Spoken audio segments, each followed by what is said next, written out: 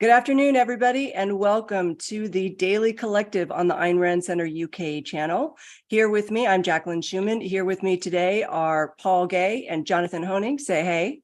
Hey. How are you guys doing today? Doing great, Jax. Thank you for having me, and great to be with our audience and our super chatters as well.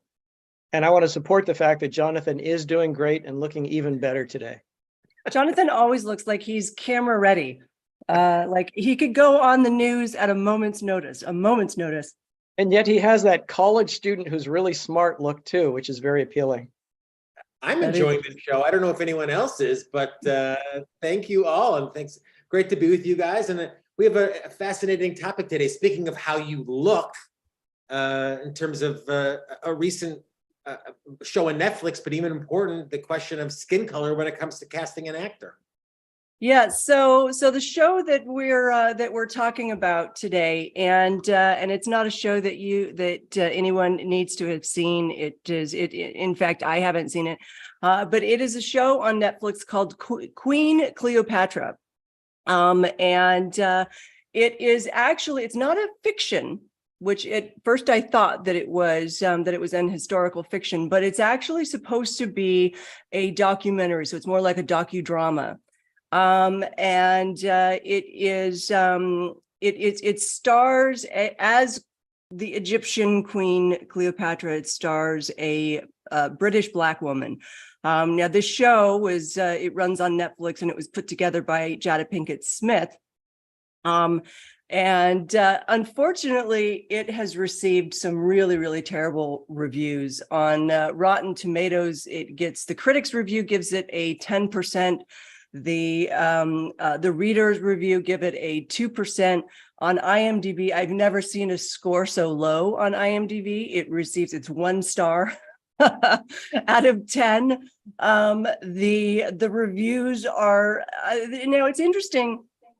I'm not sure that the low reviews are the result of the reason for the topic of our show today, but it is worth noting that there were. I read this mostly in the reader reviews, or just in the average watcher reviews, that they felt it was a bastardization of Queen Cleopatra or Cleopatra by casting a Black woman, a British Black woman, where it should have been an Egyptian woman in her place. So that sort of brings us to our topic today of what should we do when we're casting actors? Should we remain true to if we're talking about historical fiction or adaptation, where I think it applies the most, should we remain true to the author or the history? So would we conceivably, would we ever want to cast a Black Thomas Jefferson? How would that play out? Or I think more in terms of adaptation, it's interesting. So if you take a great book like Atlas Shrugged, would that book still play if we changed up the races and sexes of all of the characters? The dog I'm house sitting for is making a special appearance right there behind me. So I have my own thoughts on this. But I wanted to see what you guys thought about it. It should be an interesting discussion. Oh, you're in the entertainment world. This is a world you work in and have worked in for a long time. And is this kind of what they used to call colorblind casting? I think we've gone beyond colorblind to a point where pushing diversity for the sake of pushing diversity is what people are looking for in the film industry. So I'm gonna opine for a while, and please cut off my mic whenever you start to fall asleep. Opine away. Okay, so my background is I'm a writer. I direct a little bit, I act a little bit, and I love going to movies and I love going to plays. So that's my interest in this. The question to me is, what is acting? And I think acting is pretending. I think the definition of acting is pretending to be somebody that you're not. And I think a good actor is somebody who convinces us that he or she is that person. So I think the job of the actor is to embody the character as written and to convince us that he or she is that character. So I see acting as an art and a craft. Now I think when people are saying that there's a problem with the ethnicity or the color or the sexual orientation or gender or whatever of the actor, they're looking at something that's very different from that, in my opinion. They're looking in terms of representation and diversity. They're looking for, is the race correct? Is the ethnicity correct? By the way, I actually don't know what ethnicity means because I don't care. Is the sexuality correct? Is the disability correct? And so on. And in my mind, what they're doing is checking boxes. They have every right to check whatever boxes they want. I don't care. But in terms of how I evaluate the performance, it's, am I convinced by the person who's doing it? And is it the best person for the role? And there can be many best people for a role, depending on what you're looking for. Are you looking for box office? Are you looking for acceptability? Are you looking to make a point? Are you looking for the person who's most convincing or most moving? I do note in passing that when people talk about representation and diversity, they're very specifically not talking about the only type of representation that I'm interested in, which is philosophical representation and philosophical diversity. I know that as a white person, I speak only from a position of power and privilege. But I just don't care about skin color. Anything that is not chosen by somebody, I have really little interest in. So I'm not responsible for my pigmentation or lack thereof. Nobody else who's ever been born on planet Earth has been responsible for that. So I don't care about it. I care about the choices that people make. It's immaterial to me what color people are. It just doesn't matter. I think there's a literalness on the other side of the debate, which is that if you're playing somebody, you have to embody all the outward or inward characteristics of that person. And I think if you're doing a literal documentary, it's different. So if we actually had Queen Cleopatra available to us for this movie or TV series, I think, yeah, we should cast the bitch. But she's not available. She's been dead for a while. So we're not doing a documentary. We're doing what's called a work of fiction, which means we're making it up, which means there's imagination. Now, with a biopic or something that's based on fact, obviously you have to have more fidelity to the truth, but the truth is not always necessarily literal fact, and it's certainly not skin deep fact. We're not doing journalism, we're doing art, in my opinion. I think a lot of people, when they think of acting, and this applies to writing as well, they're looking at autobiography. They want you to go out there and tell your truth, and don't you dare tell anybody else's truth, because as we know, we all have different truths, and there's no such thing as one objective truth. I have zero interest in autobiography. I'm interested in empathy and imagination and observation and research. And as an actor and as a director, that's what I expect my actors to have, or my fellow actors, or whoever I'm directing or whoever I'm writing for, which is, I want you to have the empathy to get into somebody else's skin. And I actually mean skin in a non-literal sense there. I want you to have imagination to fill in the blanks. If you need to do something that's particularly difficult, I need you to do observation, research, whatever it is. At the end of the day, you're going to convince me or you're not going to convince me. If you convince me better than the other people who are applying for the role, and I'm in a director position, then I'm going to cast you. And that's what matters to me. Now, there are exceptions to this, of course. For example, if I'm doing Death of a Salesman, at college, I was in an all black version of Death of a Salesman, but I was not in blackface because I played Stanley the waiter. So all of the family, all the key characters were black and I was white. I have zero complaints with that. It doesn't hurt the play in any way. If the playwright had expressed a preference that not happen, I would have a problem with it, but Miller had no problem with it. I have no problem with it. However, if they decided to cast one member of the family as white, I would have had a problem with that, because then you're drawing attention to what's going on. You're saying, let's just accept the fact that 4 or 5 of the members of the family are black, and we just have a white son in there. Then it becomes, that's what I'm thinking about for the rest of the play, is the weird genetics of what's going on. But unless you push my face in something like that, I just don't care. If you're to change the races of everybody in Atlas Shrugged, I don't speak for Ayn Rand, clearly, but I don't care. If the actor can embody the role, great. It doesn't matter to me. Yeah, when people's first response to seeing a show like, and none of us, it sounds like, actually saw this production of Cleopatra, but when Jax, as you alluded to, all the observations are, wait a minute, this actress was black and Queen Cleopatra is a different color. It reminds me of what Miss Rand talked about in the article on racism, is that racism is like this barnyard mentality. Because, Paul, to what you're saying, it's like they can only look at a perceptual level. Wait, it's not, these 2 colors are not the same, so this thing sucks. There's no sense of what the actor or the actress actually does. What you're alluding to, Paul, the choices that he or she makes in the role and in the character.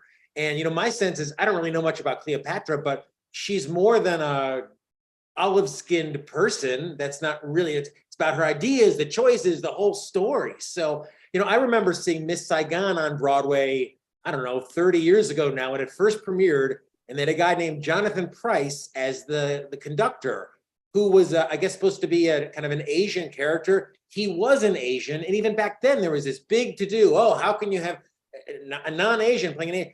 And I think I thought what people realized was it's about an actor. Paul, as you said, it's called pretending.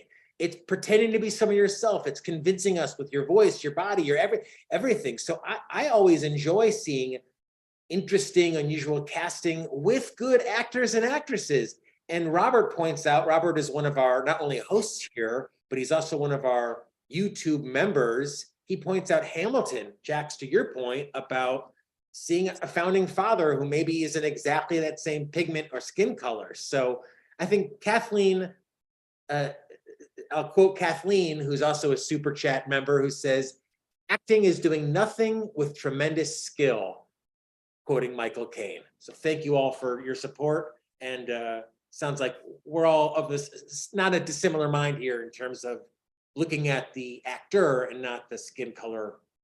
And I will say I absolutely love Hamilton. And the reason, I think one of the reasons why I love it is because they put in characters of different races in characters. They had a Black George Washington, right?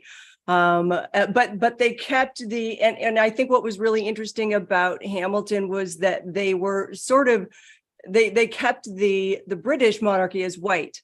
And they didn't change that. And I think one of the cool things that that they were showing with Hamilton was sort of the overall rebellious and revolutionary nature of the American spirit. Now, I think that there are cases where that absolutely doesn't work. If you were trying to do and see, everybody knew in Hamilton, everybody knew what that the races were different and that they did that for a specific reason. Another show that comes to mind is Shonda Rhimes Bridgerton, where they sort of have this alternate aristocracy from the 18th, 19th century, where you could have royals as Black people, and they're almost all Black people. And I remember my daughter saying that all of her friends really loved it at school. And I'm like, why do they love it so much? So she's teenage years and she's like, oh, there's just a lot of like sex and, soap opera stuff and the really hot guys in it. And I'm like, okay. But they're also like, but we know it's not real. And that's sort of, and that's kind of one of the reasons why, she kind of stopped watching it, is because it's like, there's no history here. It's not really teaching us any particular history. So I think that in some cases it is important to stay true to the race or the gender even. But there have been many, many successful shows. One that comes to mind is Kung Fu, where David Carradine, it was a show that Bruce Lee brought to TV. He actually wrote the pilot script for it, and he was expecting to play the role of Kwai Chan Kang, because Kwai Chan Kang is a Chinese kung fu master who is traveling the West and brings his Eastern knowledge and martial arts to the West. But there were two reasons why they didn't cast Bruce Lee. One was because the producers thought that it would be very difficult for American audiences to understand his accent, which valid, I can understand that. And two, David Carradine just did the better audition. He came in and he absolutely embodied the role of Kwai Chan Kang. He was previously a dancer, David Carradine. He didn't know any martial arts. He learned everything from scratch. He, by the end of Kung Fu, he was, in his, like, a true master of martial arts. So I think that in some cases it works really, really well. And what I also can't stand is this whole, I feel like there's a trend now in Hollywood where it's somehow considered cultural appropriation if you don't cast the exact race, gender, disability of the person that you're meant to be portraying. And as Paul said, to his point, it's called acting for a reason. That's Right? part of what's so offensive. There's this total collectivist thing of like, wait a minute, that role is supposed to go to this group of limited people who have that particular skin color, and you're stealing it from them. It's as if they have some kind of a right to it by virtue of their skin color. Thank you, Marilyn. 2 super generous contributions. Marilyn says, people who focus on skin color must miss a lot of potential enjoyment. I don't think social justice warriors are happy. Loved what Paul said. And I just alluding to what Marilyn said, isn't it true that people, the so-called social justice warriors, race is always top of mind for them. It just seems to be always, they're always very conscious of what people's races are and how that factors into anything. And you know, as Paul, as you alluded to, this is nothing that anyone chooses. That is anyone, it doesn't tell us anything other than their chemical compounds in their skin. None of the active choices they make as rational individuals. The Kung Fu example is particularly interesting to me. It was one of my favorite shows growing up, and the character Kwai Chang Caine is actually half American or half Caucasian and half Chinese. So I was particularly interested in the kerfluffle over who got the role, because the complaint was, well, David Carradine is not Chinese.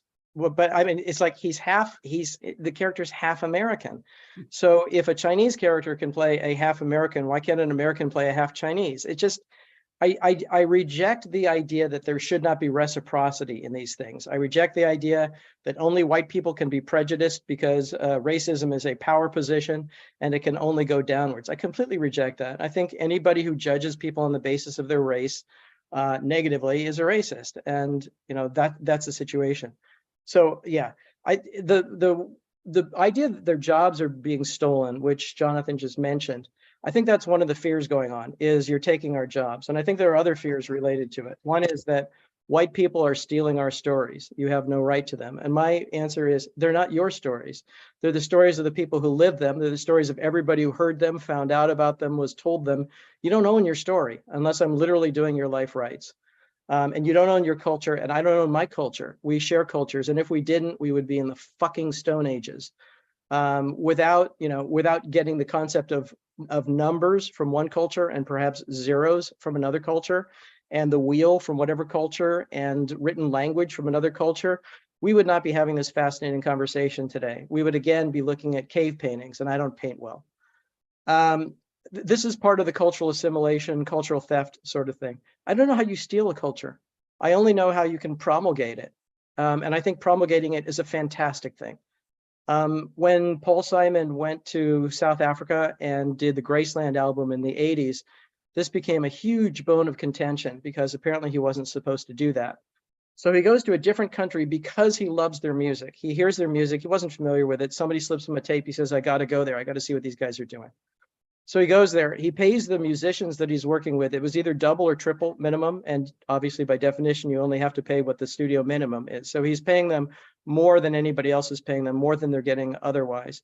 In some cases, they're getting writing credits on his songs. And by the way, Paul Simon doesn't give away writing credits on his songs.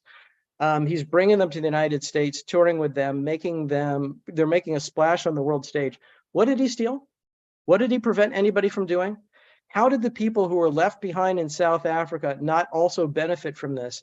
And how did the people who participated with him not benefit from this? This is insane. Yeah, and I'll just say that's how I learned about Ladysmith Black Mambazo was from the Graceland album. Christopher says, you know, that's a beautiful record. Absolutely. And it just kind of spreads and shares that appreciation. And I'll just say quickly, top of mind, Jax, you mentioned a casting of Atlas Shrugged. Now, I did see the first, maybe it was the second Atlas Shrugged movie. I don't remember much about the movies, but I do believe in one of the films, one of the actors who happened to play Eddie Willers happened to be African-American. I thought it was very good in the role. I thought it completely worked. And once you saw it, you were just like, oh yeah, that's Eddie Willers. There was no sense anymore like, wait a minute, Eddie Willers is black. How did that happen? It's just, this is the actor playing the role. And I thought he was one of the most memorable parts of fairly a not very memorable film. But to your memorable in all the wrong ways, unfortunately. I still have PTSD from it. Great actor, you can't keep your eyes off him or her. You know, you're mesmerized and you buy it. You absolutely buy it, and that's what excites me on screen. And that was actually one of the things when Jennifer and I were writing the pilot script for The Strike, which is the reimagining of Atlas Shrugged, is we did a lot. We added in different races and diversities, not because we wanted to tick any boxes, but because we wanted to show that this is what the world looks like today, because we were doing it in present tense effectively, or like 5 minutes in the future. And then we changed the setting from New York to San Francisco because it was more high tech. And so we needed to sort of show that this is like what the world looks like today. It's not all like back in the 50s. I understand it was, the people that were running the world that were businessmen, at least in the United States, were mostly white men. And the fact that you have a character like Dagny Taggart, which, who comes up as a female, I mean, that was shocking enough back then when Atlas Shrugged came out. And so we wanted to sort of pay homage to having that sort of shock factor of these are the people that are in these roles today.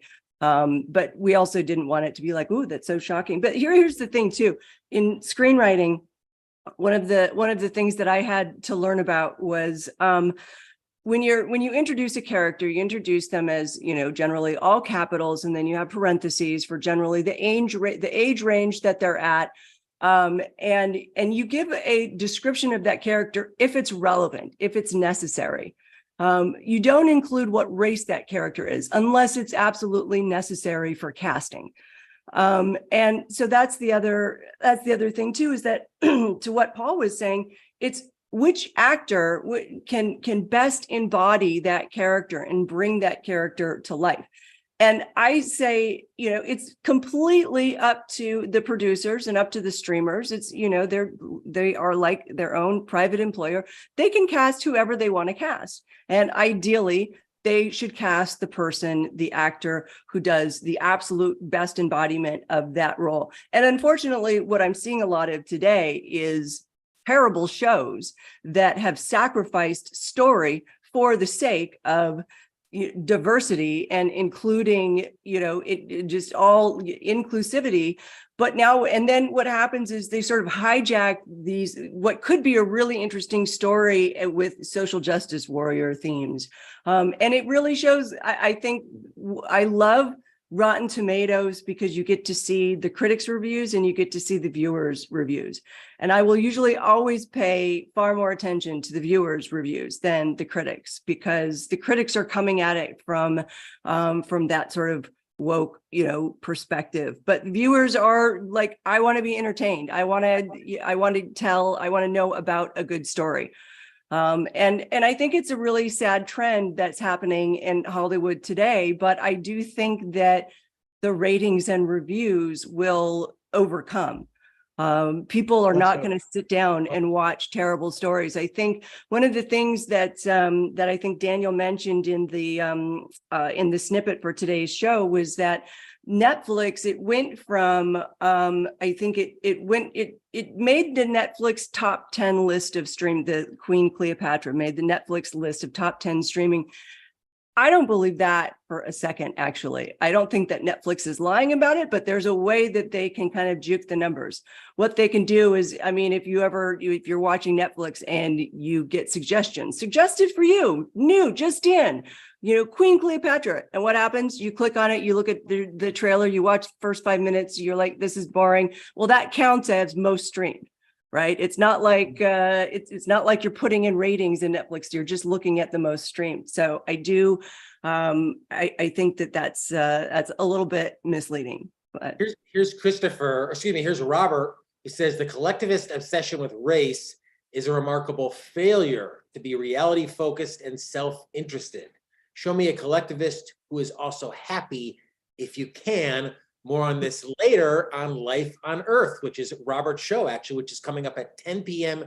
UK. It's on the joy of selfishness, justice, mercy, and benevolence. So don't go anywhere. Keep, lock us in, subscribe to us, because Robert's coming up with a really fascinating point on exactly the, and I'll just say quickly, and we're going to close up here in just a minute, but, Jack said, I'm less worried about the reviewers than I am simply about the culture that now seems to focus on race. Whereas again, when I was a kid, more in the 80s and 90s, the interest was in trying to move past race, to look at great actors, to look at great actresses. But now it's almost like we're reverting to that perceptual level where all you can see is someone's skin color, and you say, tick it off a box. Well, did this role go to this farm animal or that farm animal, to paraphrase Miss Rand again? So I think we're fighting against this culture that unfortunately is moving more in a collectivist way.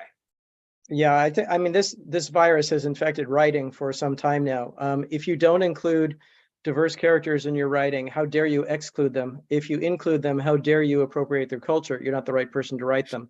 It's a gotcha. There's literally no way out of that box. It's perfect. So you're guilty. It's the liberals' version or the left's version of original sin. There's also a literalism that when I read reviews of, when I read a book, I'll look at the Amazon reviews afterwards, because I'm always interested in hearing what other people think in case I miss something or in case there's an interesting disagreement. And there's a remarkable literalness on the part of some readers of, they assume that the events in the book either really happened, even though it's marked as fiction, or they assume that whatever the main character says necessarily reflects the view of the author, and the author should be castigated, for example, if the main character himself or herself is a racist or a serial killer. That inability to distinguish between imagination and recording, and between the person who is coming up with the idea and the characters that are in the book, I find scarier than anything else that we're talking about. That literal feeling of, it must be what he means, and he must have lived it himself because it's in a book. Do you mean that Ted DiBiase, the $1 Million Man, wasn't really a $1 Million Man? He was worth only 900,000, Jonathan. That was inflation. That's the BS that pro wrestling can be relied upon to lie to us with. Well, this is such a fascinating topic, and we've only started to swat it around and bat it around today. But I think we don't probably all agree that objectivism is really unique in its individualist perspective on racism and race. I know we've all read Miss Rand's article on that. Maybe we'll post it in the chat and encourage other people to read it as well, and encourage them to stay tuned. As I said, at 10 p.m. UK, Robert's coming up with Life on Earth. We're here Monday through Friday with an original show with objectivists, inspired by objectivism, all students of objectivism. So it's been great to be with you guys for the Daily Collective today and hang out on this most interesting topic. Thanks, everybody. We'll see you guys.